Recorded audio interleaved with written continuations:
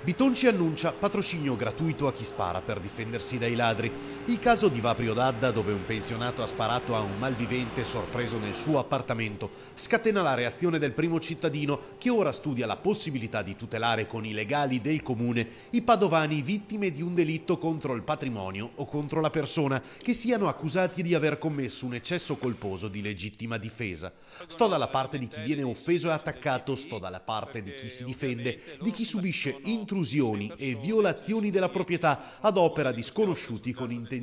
altrettanto sconosciute, ha detto Bitonci, che chiede alla Regione Veneto di copiare una legge della Lombardia che prevede il patrocinio nei procedimenti legali di questo tipo. Per quanto è nelle mie prerogative di sindaco, ha poi aggiunto, studierò un atto analogo che consenta ai residenti nel comune di Padova che si dovessero trovare nelle medesime condizioni di Ignazio Sicignano di non essere abbandonati dalle istituzioni cittadine dopo essere stati messi sotto accusa dallo Stato centrale.